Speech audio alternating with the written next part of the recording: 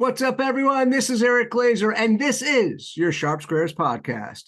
For week 17 of the NFL season 2023-24, last week, our Sharps went 61.9% in aggregate. Our medal games were 4-2. Pick 5, we were 4-1. In 3-2-1, we earned 4 out of 6 points, going 2-1.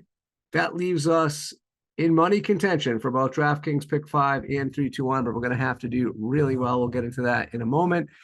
For the season, our Sharps are 54.3% in aggregate. Our medal games are 63.6%. Pick 5, we're at 57.5%. In 3-2-1, we have won 64.6% of our games, earning us 59 of 96 available points, and that is 61.5%. All right. I think we've looked at the numbers. I think we can maybe sneak into DraftKings money if we go 11 for 12. Long shot, I knew. And in 3-2-1, we have a chance to finish really well if we could go, let's say, 11 of 12 points. So not a lot of room for error, but there are a lot of games to choose from this week. A lot of metal. And we're going to explain to you which games they are and why in a segment we called Gold, Silver, Bronze. And to do this, I'd like to tell you, you're not getting everyone's favorite fellow degenerate. He's out doing degenerate things in a major U.S. city that goes nameless, and you are stuck with me for Gold, Silver, Bronze. I will try to give this segment justice. Actually, Greg's with his family, who probably is more likely to be degenerate than he is. At least that's what he would claim. We will get him back for week 18. We do have the ambassador, Dave Eby, here to get us through a lot of the show, so you're not stuck with me the entire way. Let's get right into it.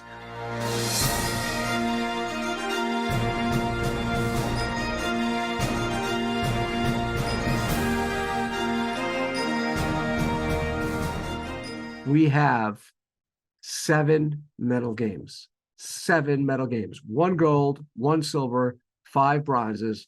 I'm going to do things a little bit different. I'm going to tell you not only the DraftKings line that the picks are based on, but I'm also going to tell you the Sharps line, the line that they chose the game. Now, keep in mind, we always make adjustments for the line that our Sharps take into our algorithm. That's always been the case. Nothing's changed, except that I'm telling you guys what the Sharps took the game at, so you can make your own judgment if you should be using that game in your pool or your daily picks, your plays, however you use the information you gather from this show. So, goal game. The Chargers plus 5.5 at DraftKings at the Broncos. Chris Raybon took the Chargers at plus 3.5. RJ White took the Chargers at plus 3.5. Of course, those are probably lines they got prior to the quarterback change. If you believe Jarrett Stidham is not a downgrade, you may not like this goal game. It's a weird goal game. I'll call it goal game with an asterisk. In descent, you had RJ Bell taking the Broncos -3 and Scott Seidenberg taking the Broncos at -3. Our silver game is the Cardinals plus 10.5 at Philadelphia. I hate this pick. Scott Seidenberg and Will Brinson took the Cardinals at plus 10.5. Gil Alexander took the Cardinals at plus 11. The favorites took the Cardinals at plus 11.5. There was no dissent. Bronze games in the order of their ranking. Our highest rated bronze game is the Tampa Bay Buccaneers -2.5 hosting the Saints. Gil Alexander and Fabian Summer and RJ White all took the Bucs at -2.5. In descent, RJ Bell and Stuckey took the Saints at +3. The Panthers is our next gold game, plus 6.5 at the Jaguars.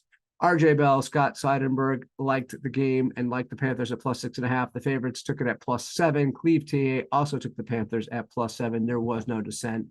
Our next bronze game, the Bills, -12.5 versus the Patriots. AJ Hoffman likes the Bills at -12. Stuckey picked them at -12 as well. Will Brinson took the Bills at -13.5. Ross Tucker was in the scent. He likes the Pats +12. Our 4th bronze game, and this is going to be our top-rated game in 3-2-1. Spoiler alert, the Falcons plus 2.5 at the Bears. AJ Hoffman took the game at +3. Ross Tucker took the game at +3. Stuckey took the game at +3. Adam Chernoff took the game at +3. We're only getting 2.5 at DraftKings. We are getting 3 and 3-2-1. You could already do the math. There was no dissent on this game. And the fifth and final bronze game, our seventh medal game, it has to be close to a season high.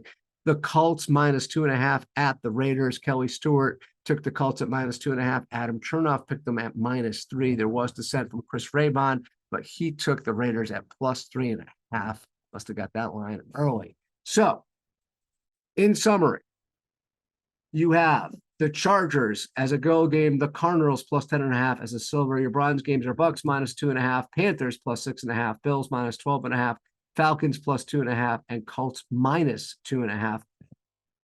What does that mean for what Greg and me are going to do for DraftKings? We're going right down the line. Our pick 5 picks for DraftKings: Chargers +5.5, Cardinals +10.5, Bucks -2.5, Panthers +6.5, and my kind of hometown, but not exactly hometown, Buffalo Bills at -12.5. So for 3-2-1, we got some different lines. I already told you we got +3 for the Falcons. That moves that game all the way up into the algorithm as our top ranked game. It turns to gold. It's our 3-point game. The Chargers at +5.5 don't change, remains a goal game, is our second highest ranked game. We will make that our 2-point game. And the Panthers, which was a bronze game at 6.5, we're getting 7. We're getting 7 and 3-2-1. It bubbles up to our 1-point game, our third highest ranked game. So for 3-2-1, I hit all these picks. The Falcons outdoors at +3, the Chargers +5.5, and the Panthers at +7. It's a lot of information. If you want to get all the details and you're part of our Discord community, you're going to get this cheat sheet in its entirety. If you don't belong to our Discord community, go to sharpsquarespodcast.com, click on community, join our community for the next 12 months. You get all this information plus crib notes from every single show we cover. It's super awesome. And you get to communicate with the ambassador, David Eby, which is also super special. And incidentally, he's the guy that's going to give you our trends. So if you just want the information I gave you, you are now all dismissed. If you want to hang on with the ambassador, he's got some trends, and then the two of us will yin and yang it on some of the handicapping highlights of 3 of the games. Take it away, Ambassador. Thanks, Eric. We've got some good trends this week. The first 2 are courtesy of Bet Labs. You can find them at Twitter/X at Bet Labs. First trend is that since 2003, when 2 good teams, and they define that as 70% winning percentage or more, when 2 good teams play late in the regular season, they define that as December or January, the favorite has gone 33-16-2.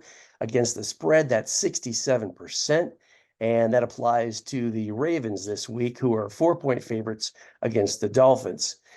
The second trend, since 2003, double-digit favorites in division games are 125 and 152-9, which is only 45%. And that applies to the Buffalo Bills this week against the Patriots. Now we've got a couple of trends and angles from Ralph Michaels from Bet On It. Number 1 trend and angle says that when a team is playing a divisional opponent on the road after losing the first meeting as a home favorite, they cover the second game 65% of the time. That's 58 win covers, 31 non-covers. And again, that's 65, actually 0.2% of the time.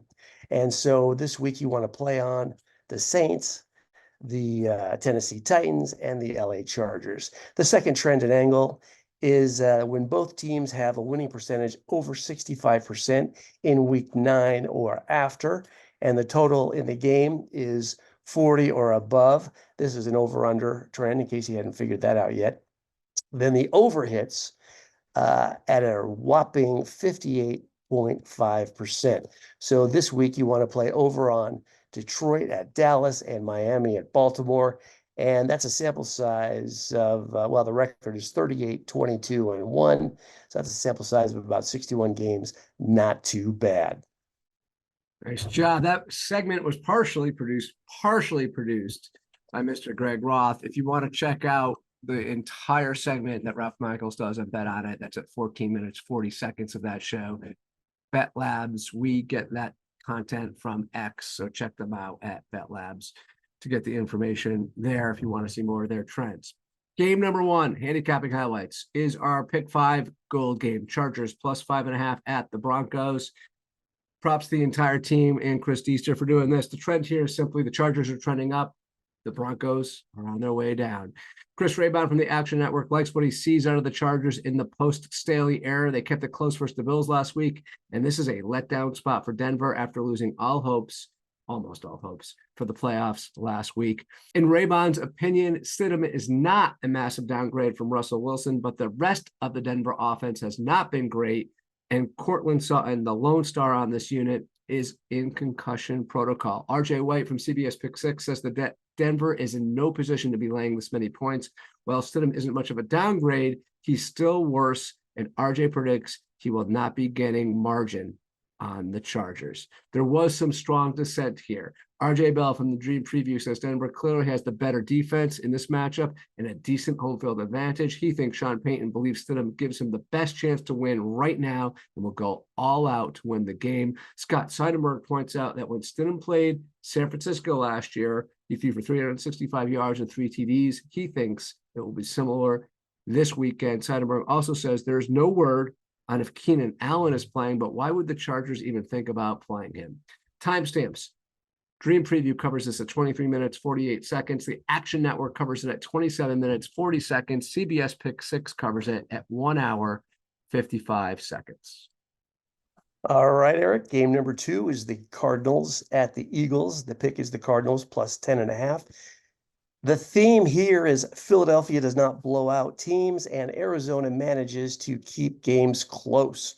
Scott Seidenberg from the Dream Preview points out that Philadelphia has not covered in 4 straight games and is a double-digit favorite since last season. They are 1-4 against the spread with a negative 6.1 against the spread margin. Philadelphia has only won 2 games this season by double digits, Seidenberg also points out. And he says that Josh Allen had 9 carries for 81 yards and 2 touchdowns against Philadelphia. And they're now facing a better running quarterback in Kyler Murray. He also says the Philadelphia defense has struggled versus tight ends, and Trey McBride has become Kyler's favorite weapon, 66 targets in his last 8 games. Finally, Kyler as a road dog is 15-6-2 against the spread in his career. Gil Alexander from Beating the Book doesn't expect Arizona to win, but he thinks they'll keep it close, and he doesn't think Philadelphia should be an 11-point favorite against just about any team in the NFL, especially the, quote, frisky Arizona Cardinals. Finally, according to Will Brinson from CBS Pick 6, Arizona has played well in the first half of games, and although their lack of talent comes out in the second half, he thinks they might be good enough to keep this to a single-digit games. Timestamps for these podcasts: Dream Preview, 1 hour, 15 minutes and 14 seconds. CBS Pick 6, 49 minutes. And Beating the Book, 1 hour, 2 minutes and 12 seconds. Last game, bronze game in pick 5, but gold, and our highest ranked game in 3-2-1 is the Falcons +3 in 3-2-1, +2.5 in DraftKings at the Bears. The themes here: the Bears only beat bad teams, and Atlanta keeps their games close. A question in Greg Roth format if Atlanta is not also a bad team, but we move on. The synopsis here: Stuckey from the Action Network points out that all of Chicago's wins have come against weak opponents, such as the Lions with the outdoor Goff, the Cardinals, the Raiders with Hoyer, and the Commanders. Atlanta, on the other hand, is 1-5 in games decided by 3 points or less, and those are games that Ritter blew for the team. Ritter's not there, and this unlucky team will continue playing well with Heineke not turning the ball over. Hopefully, says Eric. Raybon likes this spot, especially since Fields is 4-10, ATS as a favorite, or a dog of 3 or less. You can't run on the ball on Atlanta. They're a top 5 unit in the NFL versus the run. And Chicago does have injury concerns. No Darnell Mooney, no Cole Kmet. Lucas Patrick didn't practice, and DJ Moore basically missed the entire game last week with that ankle injury. Steve Fezzik adds that his power rankings make this game Chicago -2.